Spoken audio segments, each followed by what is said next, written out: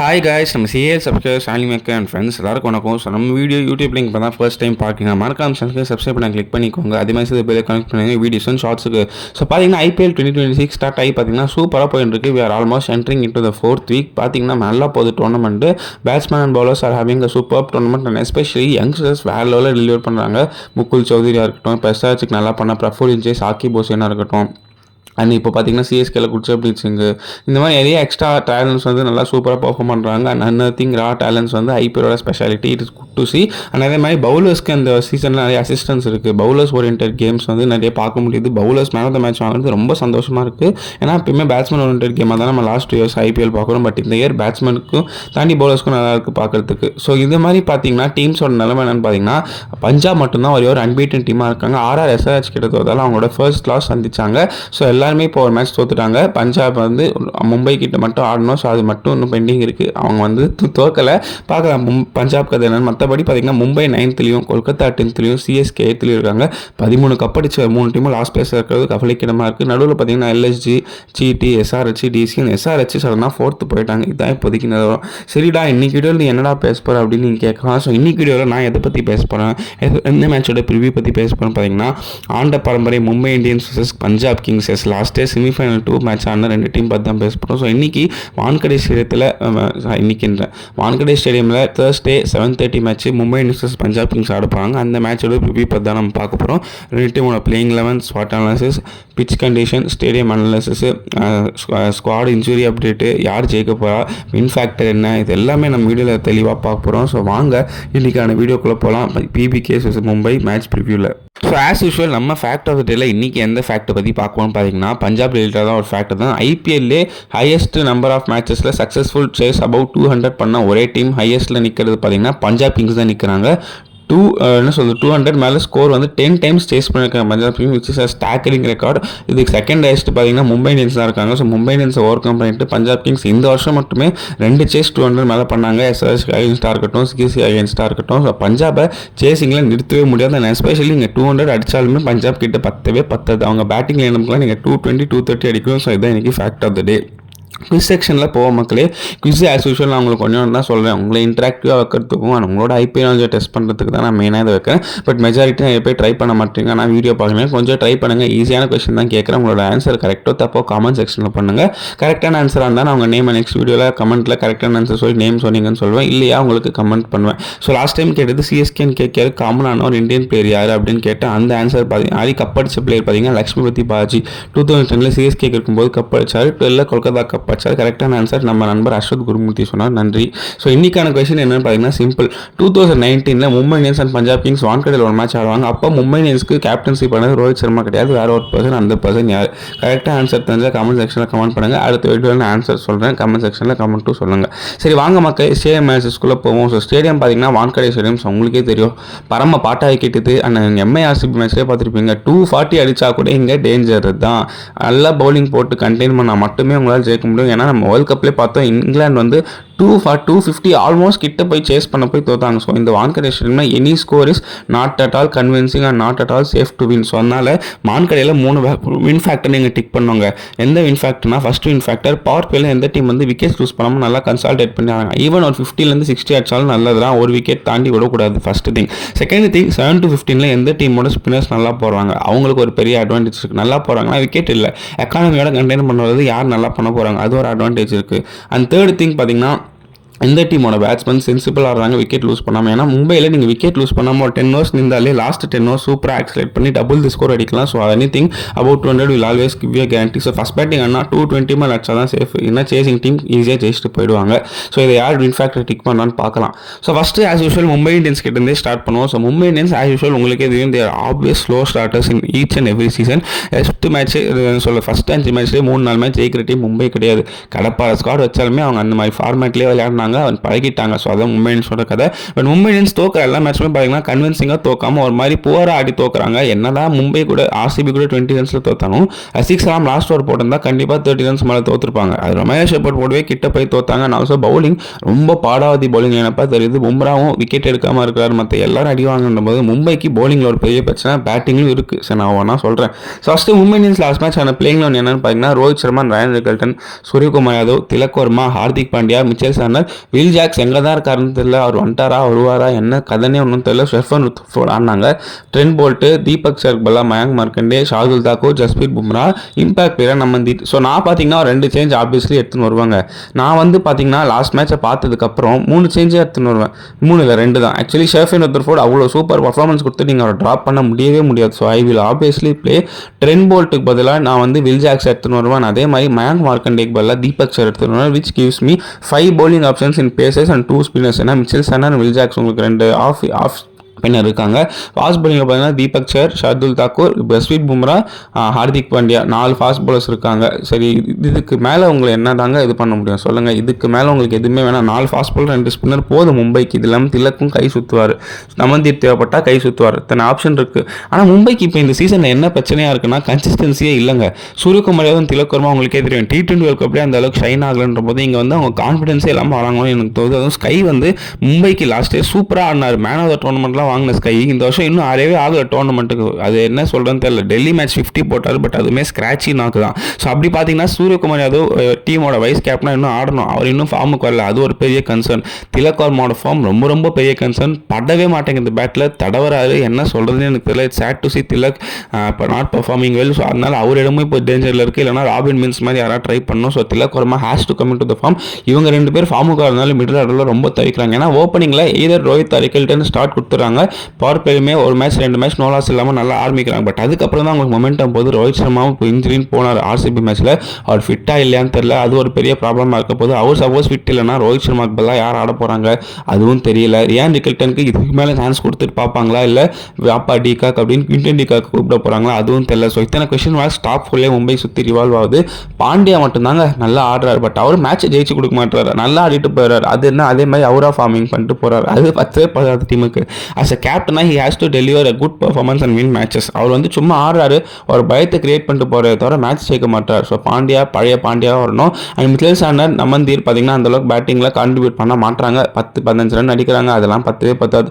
ஷெஃபன் ருத்ஃபோர்ட் மட்டும்தான் நல்ல ஃபார்மில் இருக்கார். அந்த RR மேட்சாக இருக்கட்டும், நேற்று மேட்ச் ஆர்சிபி மேட்சாக இருக்கட்டும் சூப்பராக ஆடி கொடுக்குறாரு. ஸோ பேட்டிங்கில் மும்பைக்கு ஒரே ஒரு பாசிட்டிவ்னா ரயான் ரிக்கல்டன் கொஞ்சம் ஏதோ டீசென்ட் ஆகிறார். பட் 50 போனாலும் ஸ்டார்ட்ஸ் கொடுக்குறாரு. ஷெஃபன் ருத்ஃபோர்ட் நல்லா ஆடுறாரு. ரோஹித் சர்மா இன்டென்ட் காட்டுறாரு. இதுதான், மற்றபடி சொல்கிற மாதிரி எதுவுமே இல்லை. பாண்டியா மேட்ச் வின்னிங்னா கார்டில், சூரியகுமார் யாதவ் என்ன ஆச்சுன்னே தெரியல, திலக் வர்மா என்ன மோசமாகறான்னு தெரியல. ஸோ இவ்வளோ பிரச்சனை இருக்குது மும்பைக்கு. பவுலிங்கில் பார்த்தீங்கன்னா பும்ரா 4 மேட்சாக விக்கெட் எடுக்காமல் இருக்கார். That is very much shocking to C. T20 world கப்பில் அவ்வளோ சூப்பராக போட்ட பும்ரா என்னாச்சுன்னு தெரியல, 4 மேட்சாக விக்கெட் எடுக்காமல் இருக்கார். அது வந்து மும்பை ஒரு பெரிய பாதகமாக இருக்குது, பேக் ஃபுட்டில் இருக்குது. ட்ரெண்ட் போல்ட் பழைய மாதிரி இல்லை, அவர் ஈஸியாக பிக் பண்ணுறாங்க, அவருக்கும் ஸ்விங் இல்லை. ஸோ கஷ்டமாக இருக்குது. ஸ்பின்னர்ஸும் டெலிவர் பண்ண மாட்டாங்கன்னும் போது மும்பை இந்தியன்ஸ் டீம் ஃபுல்லாகவே ப்ராப்ளமாக தான் இருக்குது. சரி அவங்க என்ன தான் பண்ணி ஜெயிக்கலாம் அப்படின்னு கேட்டிங்கன்னா இம்பாக்ட் வேறு நமன்தீப் வருவாங்க என் டீமில். ஸோ அதனால் மும்பை இந்தியன்ஸ் என்ன பண்ணால் ஜெயிக்கலாம் அப்படின்னு கேட்டால் simple. Rohit Sharma, Ryan Rickelton இல்லையா, இல்லை Quinton de Kock, rayon Rickelton, Rohit Sharma யார் ஆடினாலுமே பவர் பிளே தாண்டி ஒருத்தர் ஆடணும். 2 பேரும் பவர் பிளேக்குள்ள விட்டாங்கன்னா மும்பை மாட்டிக்கிறாங்க. And second thing, Tilak Varma, Suryakumar Yadav 2 பேரில் ஒருத்தராவது ஃபார்முக்கு வந்தே ஆகணும். மெயின்லி திலக் வர்மா ஃபார்முக்கு வந்தே ஆகணும். Sky any day given is match calibre வந்துடுவார். பட் திலக் ஃபார்முக்கு வரலன்னா ரொம்ப மாட்டிக்கிறாங்க மும்பை இந்தியன்ஸ். அண்ட் அதே மாதிரி ஃபினிஷிங்கில் நமன்தீப், மிச்சல் சார்னர் கொஞ்சம் கான்ட்ரிபியூட் பண்ணும். அவங்ககிட்ட கான்ட்ரிபியூஷன் சுத்தமாக இல்லை. Last but not least fast bowlers எஃபெக்டிவாகவே இல்லை. தீபக் சர் அடி வாங்குறாரு, ட்ரெண்ட் போல்ட் அடி வாங்குறாரு, பும்ராவும் ஆடிடுறாங்கன்ற போது இவங்க 3 பேரில் யாராவது 2 பேராவது ஒரு 2-3 விக்கெட் சேர்த்தாமல் எடுக்கணும். யாருமே எடுக்கலன்னா ரொம்ப கஷ்டப்படுறாங்க. அதனாலே மும்பை இந்தியன்ஸ் பவுலிங் இந்த வருஷம் 3 மேட்ச் 200+ கன்சிடர் பண்ணாங்க. அந்த மாதிரி டீமே கிடையாது. RRோட 150, RCBயோட 200+, கொல்கத்தாவோட 200+ன்ற போது Mumbai has to sort out their bowling. ரொம்ப வீக்காக தெரியுது பவுலிங்கு. கடப்பார பேட்டிங்ன்றோம், பட் அந்த கடப்பார பேட்டிங்குமே ஃபயர் ஆக மாட்டேன்ற போது மும்பைக்கு எல்லா டிபார்ட்மெண்ட்லையும் பிரச்சனை இருக்குது. அவங்க அதை ஓவர் கம் பண்ணி ஜெயிக்கிறாங்களான்னு வெயிட் பண்ணி பார்க்கலாம். சரி, அந்த அதர் சைட் பஞ்சாப் கிங்ஸ் பற்றி பார்ப்போம். பஞ்சாப் கிங்ஸ்க்கு என்னடா அப்படின்னு கேட்டால் அவங்க டீமில் பிரச்சனையே இல்லை. பிரச்சனை இருந்தால் கூட அந்த டீமில் பிரச்சனையே இல்லாத மாதிரி காமிச்சிக்கிறாங்க. அதுதான் பஞ்சாப் கிங்ஸோட ஸ்ட்ராட்டஜி.